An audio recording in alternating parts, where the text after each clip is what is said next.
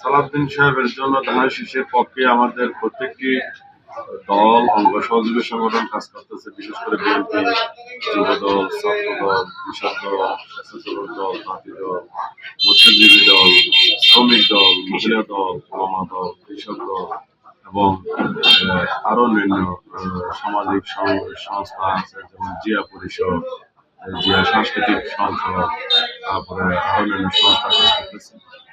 আমরা আশা করি সালাউদ্দিন সাহেব এমন একজন ব্যক্তি, ওনার জন্য শুধু বিএনপির অঙ্গ সংগঠন না, সর্বদলীয়, এখানে হিন্দু সম্প্রদায়ের কাজ করতেছে, বৌদ্ধ সম্প্রদায়েরও কাজ করতেছে, আমাদের এখানকার আওয়ামী যারা সমর্থক, যারা জামাতের সমর্থক বা যারা অন্যান্য রাজনৈতিক দলের সমর্থক, তারাও কাজ করতেছে সালাউদ্দিন সাহেবের জন্য ধানের শীষের পক্ষে। মানুষ আশা করে সালাউদ্দিন সাহেবকে একটি ভোট দিলে সালাউদ্দিন সাহেব বাংলাদেশের এক বিশাল নেতা হবে, এক বড় নেতা হবে। সে বড় নেতাকে আগামীতে নির্বাচিত করতে পারা তাদের জন্য গৌরবের ব্যাপার, তাদের জন্য সৌভাগ্যের ব্যাপার।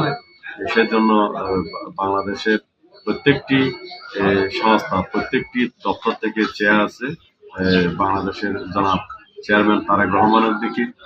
পরবর্তীতে আমরা আশা করি বাংলাদেশের দ্বিতীয় ব্যক্তি, আগামী বাংলাদেশ জাতীয়তাবাদী দলের সম্ভাব্য বিএনপির মহাসচিব হতে যাচ্ছেন জনাব সালাউদ্দিন আহমেদের দিকে, স্থায়ী কমিটির সদস্য সালাউদ্দিন আহমেদ সাহেবের দিকে গোটা দেশ চেয়ে আছে।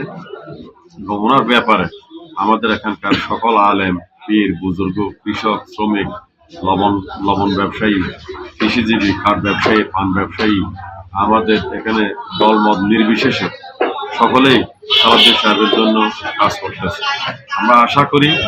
আমরা যে আশা করি তার সাথে বেশি ভোটের ব্যবধানে, আশাবাদ ভোটের ব্যবধানে, আমরা উল্লেখযোগ্য ভোটের ব্যবধানে, রেকর্ড সংখ্যক ভোট নিয়ে ব্যবধানে সালাউদ্দিন আহমেদকে ধানের শীষ প্রতীক নির্বাচিত করতে পারবো বলে আমরা দৃঢ় বিশ্বাস করি ইনশাআল্লাহ।